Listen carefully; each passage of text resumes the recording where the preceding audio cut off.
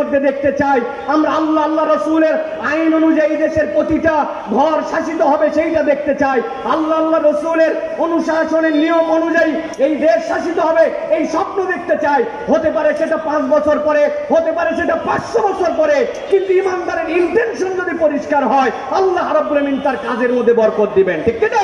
নাহমাদুহু ওয়া নাস্তাঈনুহু ওয়া নাস্তাগফিরুহু ওয়া নু'মিনু বিহি ওয়া নাতাওয়াক্কালু عليه ونعوذ بالله من شرور أنفسنا ومن سيئات أعمالنا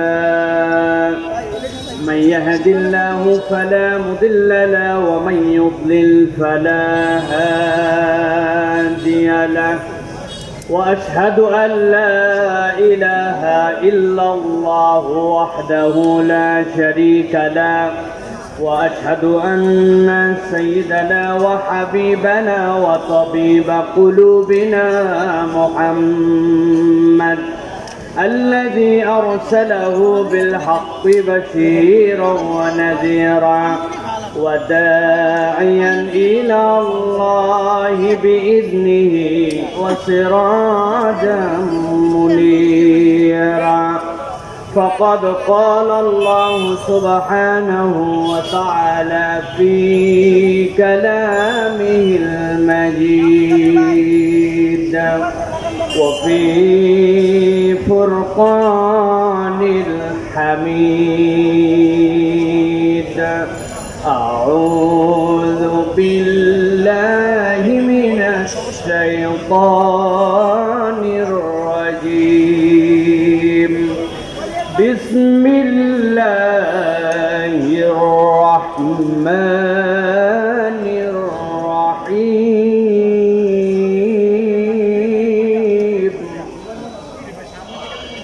واعتصموا بحبل الله جميعا ولا تفرقوا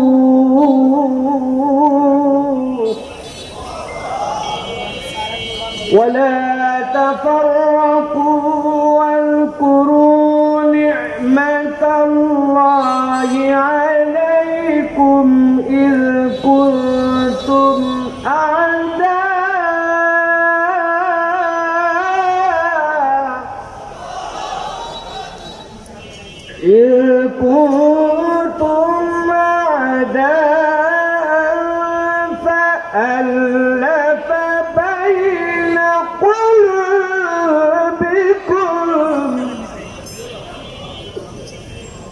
فألف بين قلوبكم فأصبحتم بنعمته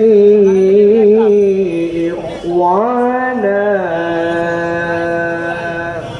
وقال الله سبحانه وتعالى إن الله وملائكته يصلون على النبي يا أيها الذين آمنوا صلوا عليه وسلموا تسليما اللهم صل على محمد وعلى آل محمد كما صليت على إبراهيم وعلى آل إبراهيم إنك حميد مجيد اللهم بارك على محمد وعلى آل محمد كما باركت على إبراهيم وعلى آل إبراهيم إنك حميد مجيد আলহামদুলিল্লাহ।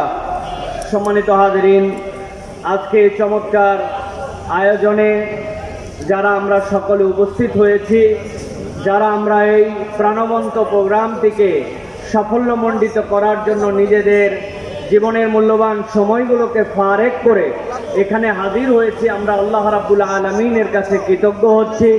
যারা আয়োজন করেছেন, যারা এসেছেন, যারা কথা শুনছেন, সকলের প্রতি আন্তরিক মোবারকবাদ জানাচ্ছি এবং আল্লাহ রাব্বুল আলামিনের কাছে কৃতজ্ঞতা জানাচ্ছি।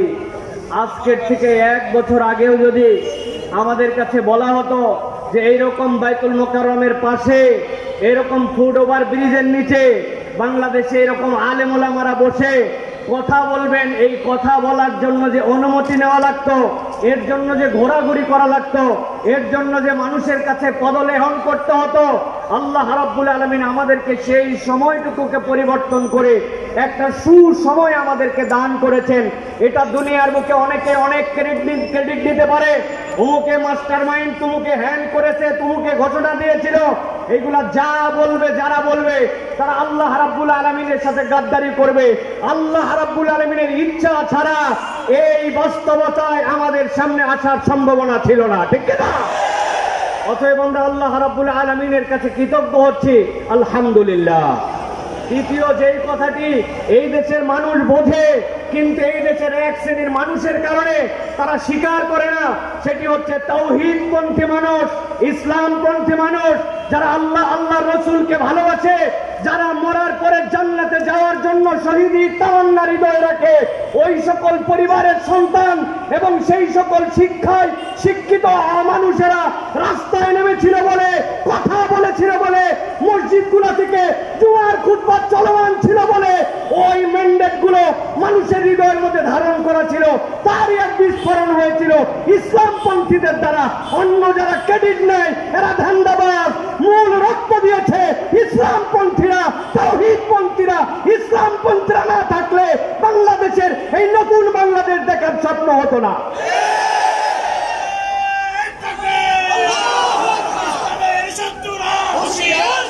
আমি সংক্ষিপ্ত সময় আমি আপনাদের কাছে গরম কোনো কথা বলতে চাই না, শুধু বাস্তবতার আলোকে আপনাদের কাছে বলতে চাই। আজকে আমাকে একটা নির্ধারিত পয়েন্টের উপরে সংক্ষিপ্ত সময় কিছু কথা বলার জন্য আমাকে নির্দেশনা দেওয়া হয়েছে। প্রিয় ভাইয়েরা, গরম বক্তব্য আমরা শুনি, মুহূর্তের মধ্যে গরম করে ফেলতে পারি আমরা, এটা আমাদের সামগ্রিকভাবে স্পিরিটকে ধারণ করে না। যদি আমরা হৃদয় থেকে ইসলামের একটা চেতনা লালন না করি, তাহলে আমাদের মধ্যে ডান বাম সামনে পিছনে উপর নিচ বিভিন্ন দিক থেকে ষড়যন্ত্র আসবে, শয়তানের বাধা আসবে, আমরা সেই সময় টিকে থাকতে পারবো না। এই জন্য আজকে আমাদের আলোচ্য বিষয় সংক্ষিপ্ত সময়ে, সেটি হচ্ছে দ্বীনের বিষয়ে আমাদের ঐক্যবদ্ধ থাকার গুরুত্ব এবং পদ্ধতি কি হবে। এখানে একজন লোক যদি হাত তুলে আমাকে বলেন যে হুজুর, দ্বীনের বিষয়ে, ইসলামের বিষয়ে, ঈমানের বিষয়ে, তাওহীদের বিষয়ে, আল্লাহ রসুলের বিষয়ে আমাদেরকে ঐক্যবদ্ধ থাকতে হবে, এই ঐক্যবদ্ধ থাকার প্রয়োজন নাই, অথবা ঐক্যবদ্ধ থাকতে হবে, এইটা আমি বুঝি না। আমি বিশ্বাস করি এখানে একজন লোক নাই যে বলবে যে ঐক্যবদ্ধ থাকার দরকার নাই। এরকম কোন লোক আছে ভাই? একটু আওয়াজ দিয়েন ভাইজান, আছে ভাই? নাই। কিন্তু আমার যে বিষয়টি আপনাদের কাছে উপস্থাপনের সংক্ষিপ্ত সময়ে 6টা পয়েন্টের আলোকে করতে চাই, সেটি হচ্ছে ঐক্যবদ্ধ থাকার গুরুত্ব আমরা বুঝি, কিন্তু ঐক্যবদ্ধটা থাকবো কেমনে? আমাদের মধ্যে তো মুহূর্তে মুহূর্তে ফাটল ধরে যায়, অমুকে অমুকের কাছে বিক্রি হয়ে যায়, তুমুকের কাছে বিক্রি হয়। এই দেশে কথা আছে, আগের রাত্রে এক কাপ চা আর একটা বিড়ির কাছে বাঙালি তার ভোট বিক্রি করে দেয়, ঠিক না? আমরা বলতে চাই প্রিয় ভাইয়েরা, দ্বীনপন্থী মানুষেরা, ইসলামপন্থী মানুষেরা যদি এইটা অনুভব করে কেমনে আমরা ঐক্যবদ্ধ থাকব, তাহলে আমাদের জন্য এই কার্যকারণগুলা খুঁজে খুঁজে যদি গ্যাপ আসে, সেইটার বাহিরে আমাদের নিজেদের পথ চলাকে আমরা তখন মসৃণ করে নিতে পারবো। ছোট্ট একটা উদাহরণ দিয়ে আপনাদের কাছে কথাই ঢুকি। আপনি যদি জানেন এই রাস্তাটিতে আপনি রওনা হয়েছেন, সামনে রাস্তার কনস্ট্রাকশনের কাজ চলতেছে, ওই জায়গায় একটা গর্ত আছে, কিছু দূর যাওয়ার পরে রাস্তার মুখটা চিকন হয়ে গেছে, আপনার টাইমটা বেশি লাগবে। আপনার কাছে যদি এই তথ্যগুলি জানা থাকে, তাহলে আপনি রাস্তা নির্বাচনের সময় আপনি বুঝে সুঝে হাঁটবেন। এখন শয়তান আমার জন্য কোন কোন ঘাটিতে ফাঁক পেতে রেখেছে। আমি আল্লাহকে পছন্দ করি, রসুলকে পছন্দ করি, ইসলামকে পছন্দ করি, কিন্তু আমি ফাঁক চিনি না। এখন আমাদের অবস্থা হয়ে গেছে, আমরা সকলেই একটা ঝুলের মধ্যে চলতেছি, কিন্তু ডেপথলি আমাদের এই বিষয়গুলো আমরা অনুভব করছি না। আমি এই জন্য খুব সংক্ষিপ্ত সময়ে আপনাদের কাছে 6টা পয়েন্ট বলবো, সর্বোচ্চ হয়তো 3, 6, 18 মিনিট লাগতে পারে। আমার সময়ের মধ্যে আমি ইনশাল্লাহ শেষ করে দিব। 1 নম্বর প্রিয় ভাইরা যে বিষয়টি, সেটি হচ্ছে আল্লাহ রাব্বুল আলামিন সূরা আলে ইমরানের 103 নম্বর আয়াত যেটা আমি তেলাওয়াত করেছি সেখানে ঐক্যবদ্ধ থাকার গুরুত্বের কথা বলেছেন। এটা আমরা সকলেই কম বেশি জানি। ওয়াতাসিমু বিহাবলিল্লাহি জামিআন ওয়া লা তাফাররাকু, এটা আল্লাহর কথা। কিন্তু এর পরের আয়াতে কারিমার সাথে আল্লাহ রাব্বুল আলামিন চারটা দিকের কথা মুসলমানদের জন্য উল্লেখ করেছেন। আল্লাহ রাব্বুল আলামিন বলেছেন, শোনো, আমি আল্লাহ রাব্বুল আলামিন তোমাদেরকে বললাম তোমরা একতাবদ্ধ হয়ে থাকো, কখনো তোমরা বিভক্ত হয়ো না, তোমরা আল্লাহর রজ্জুকে ধরে রাখো। তবে জেনে রাখো, ওয়াজকুরু নি'মাতাল্লাহি আলাইকুম, তোমার এই একতা থাকবে না যদি তুমি আল্লাহ রাব্বুল আলামিনের নিয়ামতের কৃতজ্ঞতা আদায় না করো। আমরা বিগত 1 বছরের বাংলাদেশে আমরা দেখতে পাই, যখনই বিপদে পড়ে, যখনই ইন্টারিমের নানান ধরনের ঝামেলায় পড়ে, তখনই একদল ইসলামপন্থীদেরকে কাছে নেওয়ার জন্য তখন একতার ঘোষণা দেয়। আবার বিপদ কেটে গেলে ইসলামপন্থীর হুজুরদেরকে পছন্দ হয় না। এটা আপনারা দেখেছেন না? এটার কারণ কি? এটার কারণ হচ্ছে আল্লাহ রাব্বুল আলামিনের নিয়ামতের শুকরিয়া নাই। যেই বান্দারা আল্লাহ রাব্বুল আলামিনের নিয়ামতের কৃতজ্ঞ হবে না, ওই বান্দাদের মুখ দিয়ে ফেক একতার কথা আসবে, মূল একতা তাদের মধ্যে থেকে আসবে না। আল্লাহ রাব্বুল আলামিন এরপরে বলেছেন, ইজ কুনতুম আদান ফাআল্লাফা বাইনা কুলুবিকুম ফাসবাহতুম বিনি'মাতিহি ইখওয়ানা। আমার সাথে আপনার অন্তরের জোর, আমার সাথে আপনার অন্তরের ভালোবাসা, এইটা মানুষের হাতে অন্তরের নিয়ন্ত্রণ নাই। অন্তরের নিয়ন্ত্রণ করতে আল্লাহ। বান্দা যদি ইন্টেনশন রাখে যে আমি এক এবং নেক হয়ে চলবো, তাহলে অন্তরকে জুড়াই দিতে পারেন আল্লাহ। অতএব আল্লাহ রাব্বুল আলামিনের কাছে নিজেকে ন্যস্ত না করলে, নিজের নিয়তকে পরিষ্কার না করলে, নিজের ডেস্টিনেশন কোন জায়গায় এটা যদি ক্লিয়ার না থাকে, তাহলে দুনিয়ার পদ পদবি, লোভ, স্বার্থ এইগুলোর জন্য সাময়িক ঐক্য হতে পারে, কিন্তু মৌলিক ঐক্য কখনো হবে না। এই জন্য আপনার নিয়তকে সবার আগে বিশুদ্ধ করতে হবে। আমরা খোলাফায়ে রাশিদিনের সেই খেলাফতকে এই দেশের মধ্যে দেখতে চাই। আমরা আল্লাহ রাসূলের আইন অনুযায়ী দেশের প্রতিটা ঘর শাসিত হবে সেইটা দেখতে চাই। আল্লাহ রাসূলের অনুশাসনের নিয়ম অনুযায়ী এই দেশ শাসিত হবে এই স্বপ্ন দেখতে চাই। হতে পারে সেটা 5 বছর পরে, হতে পারে সেটা 500 বছর পরে, কিন্তু ইমানদারের ইন্টেনশন যদি পরিষ্কার হয়, আল্লাহ রাব্বুল আলামিন তার কাজের মধ্যে বরকত দিবেন। ঠিক কি না? অতএব এইটা হচ্ছে একটা গুরুত্বপূর্ণ জিনিস প্রিয় ভাইরা। আমি এই জন্য আপনাদের কাছে এই প্রথম পয়েন্টে বলবো, প্রিয় ভাইরা, আল্লাহ রাব্বুল আলামিনের রজ্জুকে আঁকড়ায় ধরতে হবে। আল্লাহ রাব্বুল আলামিনের রজ্জুকে আঁকড়ানোর ক্ষেত্রে দুইটা জিনিসকে গুরুত্ব দিতে হবে, অন্তরের মালিক আল্লাহ আর আল্লাহর নিয়ামতের কৃতজ্ঞতা আদায়। বান্দা যদি আল্লাহর নিয়ামতের কৃতজ্ঞতা আদায় করে আর এই অন্তর আল্লাহ ঠিক করে দিতে পারেন, এই নিয়তকে সামনে রেখে নিয়ত সহি করে চলে, তাহলে আমাদের ঐক্য টিকে থাকবে। নচেত নানান ঢেউ আর বাতাসে এসে আমাদের ঐক্যকে খেয়ে ফেলতে পারে। প্রিয় ভাইরা, আমরা যদি দেখি ঐক্য করার উপায় কি, আমাদের সালফে সালেহিনরা বলেছেন 5টা বিষয়ের উপর আমাদের ঐক্য হতে পারে। কয়টা বলেছি? সবাইকে বলতে হবে কয়টা? 5টা। ভালো করে খেয়াল করেন। 1 নম্বর, আকীদা এবং মৌলিক বিষয় আমাদেরকে সব সময় এক হয়ে থাকতে হবে। 2 নম্বরে, আল্লাহ এবং তার রাসূল সাল্লাল্লাহু আলাইহি ওয়াসাল্লামের কথাকে প্রাধান্য দিতে হবে। আল্লাহ রাসূলের কথার উপরে আপনার কোনো বক্তব্য থাকতে পারে না। আল্লাহ এবং তার রাসূলের কথাই শেষ কথা, এইটার উপরে আমাদের ঐক্যে আসতে হবে। 3 নম্বরে, প্রিয় ভাইয়েরা, পরস্পরের ভুল ক্ষমা করা এবং খুঁত না ধরা। আমরা কেউ একটু কিছু করলেই তার ভুলকে বড় করে হাইলাইট করে দেই, ছোট্ট একটু বিষয়কে ফুলায়া ফাপায় আমার স্বার্থের বিরুদ্ধে গেলে ব্যাপক করে দেখায়। ভুলকে বড় করে দেখানো যাবে না, এটা শয়তানের ধোঁকা। 4 নম্বর যেটা বলবো, উম্মার বৃহত্তর স্বার্থকে আপনার সবসময় প্রাধান্য দিতে হবে। উম্মার স্বার্থ যদি আপনি না দেখেন, তাহলে কখনো এই ঐক্য ভিত্তি প্রস্তর তার মজবুত হবে না। সর্বশেষ, শয়তানের ফাঁদ আছে 3টা, হিংসা, অহংকার আর গীবত। হুজুরদেরকে নামাজ থেকে দূরে রাখতে পারে না, হুজুরদেরকে দিয়ে মিথ্যা কথা বলাতে পারে না, হুজুরদেরকে দিয়ে চুরি করাতে পারে না, হুজুরদেরকে দিয়ে বিভিন্ন ধরনের অন্যায় অপকর্ম করাতে পারে না, কিন্তু ইসলামপন্থীদেরকে দিয়ে শয়তান 3টা কাজ সুন্দর করে করায়।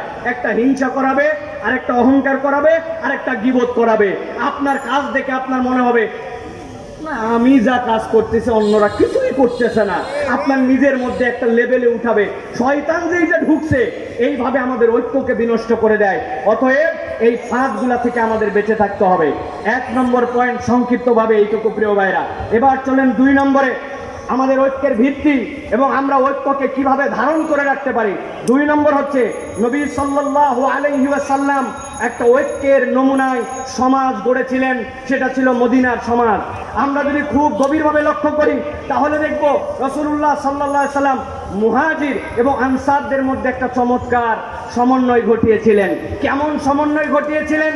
যে মুহাজিররা যখন এসেছিলেন, আনসাররা নিজেদের বাড়ির অর্ধেকটুকু দিয়ে দিয়েছেন, বলেছেন ও আমার ভাই, আমার স্ত্রী 2 জন আছে, একজনকে আমি তালাক দিয়া আপনার সাথে বিয়ে করায় দিব, আমার সম্পদ অর্ধেকটুকু আপনাকে দিয়ে দিব।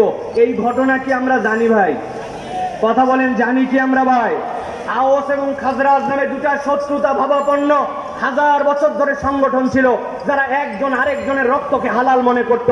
নবীজি সাল্লাল্লাহু আলাইহি ওয়াসাল্লাম আসার পরে এই 2 জনের মধ্যে বন্ধুত্ব ঘটায় দিয়েছিলেন। আপনারা কি এই ঘটনা জানেন ভাই? কিন্তু কোনোদিনকে ভেবে দেখেছেন যে এই যে বড় বড় ঘটনাটা ঘটলো, এই ঐক্যটার ভিত্তি কি ছিল? কিসের ভিত্তিতে ঐক্যটা রাসূলুল্লাহ সাল্লাল্লাহু আলাইহি ওয়াসাল্লাম করিয়েছিলেন? রাসূলুল্লাহ সাল্লাল্লাহু আলাইহি ওয়াসাল্লামের সিরা এবং হাদিসের বিশ্লেষণে বোঝা যায় 3টা বিষয়কে সামনে রেখে রাসূল সাল্লাল্লাহু আলাইহি ওয়াসাল্লাম এই কঠিন বাস্তবতার মধ্যে একটা ঐক্যের সমাজ প্রতিষ্ঠিত করেছিলেন। 1 নম্বর, আল্লাহর প্রতি ঈমান। আল্লাহর প্রতি যদি বিশুদ্ধ ঈমান না থাকে, ওই ঐক্য আপনি যতই ঐক্যের কথা বলেন, ওই ঐক্যের গোড়ার মধ্যে গন্ডগোল থাকবে, ওই ঐক্য কখনো কার্যকর ঐক্য হবে না।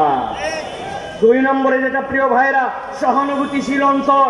আজকের ইমানদার আমরা যারা সহানুভূতিশীল অন্তর না, রূঢ় যত, গরম যত, যে যত কাঠখোট্টা আমরা মনে করছি তত বোধহয় ইমানদারদের পারফরমেন্স। অথচ জেনে রাখেন রাসূলুল্লাহ সাল্লাল্লাহু আলাইহি ওয়াসাল্লামের ব্যাপারে কোরআন মজিদের কোথাও বলা নাই নবীজি সাল্লাল্লাহু আলাইহি ওয়াসাল্লাম অনেক সুন্দর একজন নামাজ আদায়কারী ছিলেন, অথচ নবীর থেকে সুন্দর সালাত কেউ আদায় করতে পারবে না। নবীজির ব্যাপারে পুরা কোরআনে কোথাও বলা নাই নবীজি খুব সুন্দর যাকাত আদায়কারী ছিলেন, অথচ নবীর থেকে বেশি দান সাদাকাকারী কেউ ছিল না। নবীজি সাল্লাল্লাহু আলাইহি ওয়াসাল্লাম বলেছেন খুযু আন্নী মানাসিকাকুম, আমার থেকে হজ শিখো, অথচ কোরআনে কোথাও প্রশংসা করা হয় নাই আল্লাহর নবী খুব ভালো হজ করেছেন, অথচ রাসূলুল্লাহ সাল্লাল্লাহু আলাইহি ওয়াসাল্লামের সুন্দর হজ কিয়ামত পর্যন্ত আর কেউ করতে পারবে না। কিন্তু নবীজির একটা বিষয় নিয়ে কোরআনে প্রশংসা করা হয়েছে, ইন্নাকা আলা খুলুকিন আযীম, আমার নবী ছিলেন মহান চরিত্রের উপর অধিষ্ঠিত। আজকের মুসলমান নামাজি, আজকের মুসলমান হাজি, আজকের মুসলমান টুপিওয়ালা, আজকের মুসলমান ওজিফাওয়ালা, কিন্তু আজকের মুসলমানের আখলাক আমাদের সুন্দর নয়। অতএব নবীজির ওই ঐক্যের ভিত্তি ছিল সহানুভূতিশীল একটা অন্তর। প্রত্যেককে আমাদের সহানুভূতিশীল অন্তরের মালিক হতে হবে। 3 নম্বরে প্রিয় ভাইরা, দ্বীনকে প্রাধান্য দিতে হবে। যেখানে দ্বীন নাই সেই জায়গায় কোনো ঐক্য হতে পারে না প্রিয় ভাইরা। দুনিয়া একদিক হয়ে যেতে পারে, ইমানদাররা কখনো সমকামিতাকে প্রমোট করতে পারে না, এলজিবিটিকিউকে সমর্থন করতে পারে না। আপনি কিয়ামত ঘটাই দিতে পারেন, ইসলাম এটাকে হারাম বলেছে, আপনি এটা করতে পারবেন না। যেই সকল কমিশন আজকে বাংলাদেশে এসে ধোঁকাবাজির কমিশন দিচ্ছে, তারা গাজার মুসলমানদেরকে রক্ষা করতে পারে নাই, তারা মুসলমানদেরকে সেই জায়গায় ক্ষুধার জ্বালায় হত্যা করছে, সেই জায়গায় তাদের কোনো মাথা ব্যথা নাই। আর এই দেশের মানুষ যারা শান্তিপ্রিয় মানুষ, যারা এই দেশের মানুষ নীরব নিজের ধর্ম পালন করে, এই জায়গার মানুষ তাদের যারা ভাই ব্রাদার অন্য ধর্মাবলম্বী আছে তাদেরকে সুন্দর করে আগলায় রাখে, তাদের মন্দিরকে প্রয়োজনে পাহারা দেয় যাতে কোনো দুষ্কৃতিকারী অন্যায় করতে পারে না। এই জায়গায় মানবাধিকার কমিশন ফলাতে আসছে, তারা দুনিয়ায় মানবাধিকার দেখতে পায় না। এই বিষয় ইমানের প্রশ্ন, এটাতে ইমানদার কখনো এক হতে পারে না, ঠিক না প্রিয় ভাইরা? অতএব বলবো 2 নম্বর বিষয় এটা যে আমাদেরকে মনে রাখতে হবে নবীজি সাল্লাল্লাহু আলাইহি ওয়াসাল্লামের আদর্শ হবে আমাদের ঐক্যের ভিত্তি। মনে থাকবে এটা, দুনিয়ার কোন আদর্শ আমাদের ঐক্যবদ্ধের ভিত্তি হতে পারে না। এই ভিত্তিতে ঐক্য হলে এই ঐক্য আল্লাহ রাব্বুল আলামিন ফাআল্লাফা বাইনা কুলুবিকুম, আল্লাহ অন্তরের মধ্যে জুড়াই দিবেন, শয়তান আর ওখানে ঢুকতে পারবে না ইনশাআল্লাহ। এটা গেল 2 নম্বর। প্রিয় ভাইরা, নবী করিম সাল্লাল্লাহু আলাইহি ওয়াসাল্লামের একটা হাদিস বলি, আপনারা জানেন, বুখারীর হাদিস। আল্লাহ নবী বলছেন আল মুমিনু লিল মুমিনি কাল বুনিয়ান ইয়াশুদ্দু বা'দাহু বা'দা। একটা বিল্ডিং যেরকম ইটের পরে ইট গেথে তারপরে সেটা একটা স্ট্রাকচারে দাঁড়ায়, একটা মুমিন আরেকটা মুমিন হচ্ছে এরকম বুনিয়ান। কোনো একটা মুমিনকে বাদ দিয়ে আপনি মনে করবেন যে আমি একা একা জান্নাতে চলে যাব, এইটা মুমিনের চরিত্র হতে পারে না। অতএব প্রত্যেকটা মুমিনের সাথে সহানুভূতিশীল হৃদয় নিয়ে তার প্রতি আমার ভালোবাসা রাখতে হবে। এইটা হবে আমার ঐক্য টিকিয়ে রাখার অন্যতম একটা দর্শন। 3 নম্বরে প্রিয় ভাইয়েরা, সমাজে যদি ঐক্য না থাকে তাহলে আমাদের কি হতে পারে একটু ভালো করে খেয়াল করেন। প্রিয় ভাইয়েরা, আল্লাহ রাসূল সাল্লাল্লাহু আলাইহি ওয়াসাল্লাম ঐক্য প্রতিষ্ঠা করলেন। এরপরে সমাজ একটা সুন্দর সমাজের দিকে গেল। আল্লাহ রাব্বুল আলামিন কোরআনুল কারীমের সূরা আনফালের 46 নম্বর আয়াত, এই আয়াতের মধ্যে আল্লাহ রাব্বুল আলামিন দুনিয়ার মানুষকে বলছেন, শোনো, যদি তোমরা ঐক্যের মধ্যে ফাটল ধরাও, ইমানদারদের মধ্যে যদি ফাটল ধরাও, তাহলে তোমাদের সমাজের মধ্যে তিনটা মহামারী, তিনটা সমস্যা তোমাদের মধ্যে আসবে। সূরা আনফাল 46 নম্বর আয়াত, আল্লাহ বলছেন, ওয়ালা তানাজারু ফাতাফশালু ওয়া তাযহাবা রিহুকুম। আল্লাহ রাব্বুল আলামিন বলছেন কোরআনুল কারীমের মধ্যে যদি কোনো বান্দারা নিজেদের মধ্যে বিভেদ ঘটায়, এই বিবাদে জড়ায় পড়ে, তাহলে তিনটা সমস্যা তাদের মধ্যে হবে। এক নম্বরে কি হবে? তারা ব্যর্থ হয়ে যাবে। দুই নম্বরে কি হবে? শক্তি তাদের চলে যাবে। তিন নম্বরে কি হবে? ওই সমাজের মধ্যে রহমত থাকবে না। নবীজি সাল্লাল্লাহু আলাইহি ওয়াসাল্লাম হাদিসের মধ্যে বলেছেন, ইয়াদুল্লাহি মাআল জামাআহ, তোমরা যতক্ষণ পর্যন্ত এক হয়ে থাকবা, তুমি দেখতে পাও তোমার একতার শক্তি, তোমার চোখে ওটা পরিষ্কার হবে না, তোমার চোখে পরিষ্কার হবে না। কেননা আল্লাহ রাব্বুল আলামিন এই জামাতের উপরে আল্লাহর হাতকে রেখেছেন। প্রিয় ভাইরা, লিবিয়ায় বিখ্যাত যুদ্ধ হচ্ছিল ফ্রান্সের সাথে। ওই ফ্রান্সের যুদ্ধে লিবিয়ায় মুজাহিদদের সাথে পারছিল না তারা। এক পর্যায়ে ফ্রান্স সিদ্ধান্ত নিল, সম্মুখ সমরে মুজাহিদিনদের সাথে পারা যায় না। তারা তখন উপর থেকে হেলিকপ্টার গানশিপ দিয়ে হত্যা করার সিদ্ধান্ত নিল। মুজাহিদদের আমিরের কাছে মুজাহিদরা যে বলল, আমিরুল মুজাহিদিন, সামনের গেরিলা যুদ্ধে তারা আমাদের সাথে পারে নাই, কিন্তু এখন তো আমাদের আর কিচ্ছু করার নাই। আমাদের অস্ত্রের রেঞ্জ যে পর্যন্ত, তার উপর দিয়ে তারা হেলিকপ্টার দিয়ে আমাদেরকে হত্যা করবে। আমিরুল মুজাহিদিন তাদেরকে জিজ্ঞাসা করেছিলেন তারা কিভাবে হত্যা করবে। বলবে উপর থেকে তারা গুলি করবে। বলছে কত উপর থেকে? বলে অনেক উপর থেকে। বলে আরে কত উপর থেকে? বলে আমাদের গুলির রেঞ্জ যেখানে নাই সেখান থেকে। আমিরুল মুজাহিদিন তাদেরকে বলেছিলেন, ও মুজাহিদেরা, ভালো করে বুঝে থাকলে বলো, তারা যত উপর থেকে গুলি করবে, এই গুলিটা কি আরশে আজিমের উপরে নাকি আরশে আজিমের নিচে? মুজাহিদরা বলছে, আল্লাহ সুবহানাল্লাহ, কি বলেন আপনি? আল্লাহর আরশের উপরে সে কেমনে যাবে? তখন আমিরুল মুজাহিদিন তাদেরকে বলেছিলেন, তোমরা এক এবং নেক হয়ে থাকো, যেই আরশে আজিমের রবের উপরে কেউ উঠতে পারে না, তার বান্দারা যখন জমিনে থাকে, ইয়াদুল্লাহি মাআল জামাআহ, আল্লাহর হাত তাদের সাথে থাকে। এক থাকলে মুসলমানদেরকে কিয়ামত পর্যন্ত কেউ পরাজিত করতে পারবে না। কেন? আমাদের আরশে আজিমের রব হচ্ছেন আল্লাহ। প্রিয়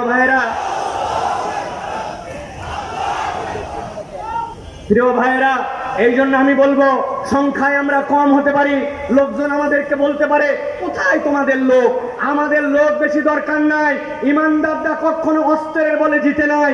ইমানদারদের সাথে একটা বল ছিল, সেটা হচ্ছে ইমানই বল। যতক্ষণ পর্যন্ত আমরা এই ঐক্যবদ্ধতার স্বপ্ন নিয়ে সীমিত স্বার্থকে ত্যাগ করে এক থাকবো, এই ইমানের বল দিয়েই মুসলমানরা বিজয়ী হবে ইনশাআল্লাহ। প্রিয় ভাইয়েরা, এটা হলো 3 নম্বর পয়েন্ট। সংক্ষিপ্ত ভাবে এবার চতুর্থ যে বিষয়টি আপনাদের কাছে বলবো, প্রিয় ভাইয়েরা, এই উম্মাহ, যে উম্মার ব্যাপারে আল্লাহ রাব্বুল আলামিন কোরআনুল কারীমের মধ্যে ছোট্ট 2টা শব্দে প্রশংসা করেছেন। কি প্রশংসা? সামি'না ওয়া আতা'না। এরা তো সেই উম্মত যারা শোনে আর মেনে নেয়, এরা কোনো প্রশ্ন করে না। এটা হচ্ছে উম্মতে মুহাম্মাদের বৈশিষ্ট্য। মুফাসসিরিনে কেরাম ব্যাখ্যা করছেন এই আয়াতে কারিমার আলোকে এই উম্মতের মৌলিক বৈশিষ্ট্য কি? এই উম্মতের মৌলিক বৈশিষ্ট্য হচ্ছে ঐক্য। এই উম্মতের মৌলিক বৈশিষ্ট্য আমার কথা নয়, আল্লাহ রাব্বুল আলামিনের নবী সাল্লাল্লাহু আলাইহি ওয়াসাল্লাম বলছেন, ইন্নাল্লাহা ইয়ারদা লাকুম সালাসান। ও দুনিয়ার মানুষ, জেনে রাখো, আল্লাহ রাব্বুল আলামিন 3টা জিনিস পছন্দ করেন। একসাথে সমস্বরে, একটা মুখ বন্ধ না করে একসাথে বলতে হবে, আল্লাহ রাব্বুল আলামিন কয়টা জিনিস এই উম্মত থেকে পছন্দ করেন? একসাথে বলেন, কয়টা? 3টা মুখস্থ করেন। 1 নম্বরে, আন তা'বুদুহু ওয়া লা তুশরিকু বিহি শাইআ। আল্লাহ পছন্দ করেন উম্মতে মুহাম্মাদি আল্লাহ ছাড়া কারো ইবাদত করবে না, আল্লাহর সাথে কাউকে শিরিক করবে না। এটা 1 নম্বরে। 2 নম্বরে, ওয়ান তা'তাসিমু বিহাবলিল্লাহি জামিআ। এই উম্মত আল্লাহর রজ্জুকে, কোরআন সুন্নাহকে একেবারে দাঁত দিয়ে কামড়ায় ধরার মতো ধরে একতাবদ্ধ থাকবে, এটা আল্লাহ পছন্দ করেন। আর 3 নম্বরে, ওয়ান তুনাসিহু। তোমরা এই উম্মতে আল্লাহ এবং আল্লাহ রাসূলের নির্দেশ অনুযায়ী উম্মত সব সময় একজন আরেকজনকে নসিহত করবে। আমাদের দ্বীন হচ্ছে নসিহা। অতএব এই উম্মতের বৈশিষ্ট্য হচ্ছে ঐক্যবদ্ধ থাকা, আর ঐক্যের ভিত্তি হবে আল্লাহর সাথে কাউকে শরীক করি না, ইবাদত করি একমাত্র আল্লাহর। বলবো একটা কথা সামনে আর পিছনে করব আরেকটা, এটা ইমানদারের বৈশিষ্ট্য হবে না। যে ইমানদার মসজিদে আল্লাহর দিনকে মানে, যে ইমানদার জানাজায় আল্লাহর ইসলামকে মানে, যে ইমানদার ওই যাকাতের ইসলামকে আল্লাহ মানে, ওই ইমানদার যদি এটা বিশ্বাস না করে যে আল্লাহর দেওয়া বিধান অনুযায়ী এই সমাজ চলতে পারে, রাষ্ট্র চলতে পারে, চোরের বিচার হতে পারে, তাহলে ওই ইমানদারের কখনো ইমান পূর্ণ হয় নাই, ঠিক না? আমাদের অনেক ধান্দাবাজ আছে, এই ধান্দাবাজরা দেখবেন একটা কথা আমি সবসময় বলি, আমরা বলি আমানতু বিল্লাহি ওয়া মালাইকাতিহি ওয়া কুতুবিহি। এইটা বলছি তো আমরা না ভাই? বলেন তো ভাই, ওয়া কুতুবিহি মানে কি? হ্যাঁ, ভালো করে বুঝে বলেন, কুতুবিহি মানে কি? একটা লোক কুরআনুল কারীমের অর্ধেকটা পুরাপুরি কবুল করছে আর বাকিটার ব্যাপারে বলছে কিছু কথা আছে, 50% মুসলমান তাহলে, তাই তো নাকি? আরেকজন পুরাটাই শেষ করছে শুধু সূরা নাস, অল্প একটুখানি, ওইটার এখন আলোচনাটা ওর বোঝা হয় নাই, 99.99% মুসলমান, তাই তো নাকি? কত পার্সেন্ট? 0%। প্রিয় ভাইরা, ভালো করে মনে রাখবেন, আমরা বলছি আমানতু বিল্লাহি ওয়া মালাইকাতিহি ওয়া কুতুবিহি, আল্লাহর আইন বিধান যেটা আমার মাথায় ধরে সেটাও স্বীকার করি, যেটা আমার মাথায় ধরে না ওটাও স্বীকার করি, তবেই সে মুসলমান। তাছাড়া ওই মুসলমানের দাম আল্লাহর কাছে নাই, ঠিক না? বাঁচার একটা উপায় আছে, আপনারা যদি বলেন তাহলে বলে দিতে পারি। সবাই রাজি হওয়া লাগবে, আর যাওয়ার সময় 10 টাকা করে হাদিয়া দেওয়া লাগবে। হুজুর খুচরা নাই, তাই না? দেখেন, যদি পছন্দ হয় তাহলে দিয়েন, না পছন্দ হলে দিয়েন। আমি একটা বুদ্ধি বার করছি, এখন থেকে আমরা আমানতু বিল্লাহি ওয়া মালাইকাতিহি ওয়া কুতুবিহি ওয়া রুসুলিহি এইটা না বলে আমরা সিস্টেম করে আগেই বলে নিব আমানতু বিল্লাহি ওয়া মালাইকাতিহি ওয়া কিছু কিছু কুতুবিহি। অথবা আমরা বলবো আমানতু বিল্লাহি ওয়া মালাইকাতি ওয়া যদ্দুর বুঝি তদ্দুর কুতুবিহি। কবরে যায় ফেরেশতা ধরছাই, কি ব্যাপার, তোমার কিতাব কোনটা? বলে আমি আগেই বলে আসছিলাম যদ্দুর বুঝি তদ্দুর কুতুবিহি। বাটাম কিন্তু একটাও মাটিতে পড়বে না। অতএব ধানাই পানাই মুসলমান হয়েন না, কেবলমাত্র দাড়ি টুপি দিয়ে মুসলমান হওয়া যায় না, নামের আগে মোহাম্মদ থাকলে মুসলমান হওয়া যায় না, ঈদের নামাজে জাতীয় মসজিদে সামনের কাতারে বসলে মুসলমান হওয়া যায় না। মুসলমান হতে হলে আল্লাহর জমিনে আল্লাহর আইনে এই দেশ চলবে, পুরো পৃথিবী চলবে, এইটার প্রতি আপনার সমর্থন থাকতে হবে। এই সমর্থন না থাকলে মুসলমান হওয়া যায় না।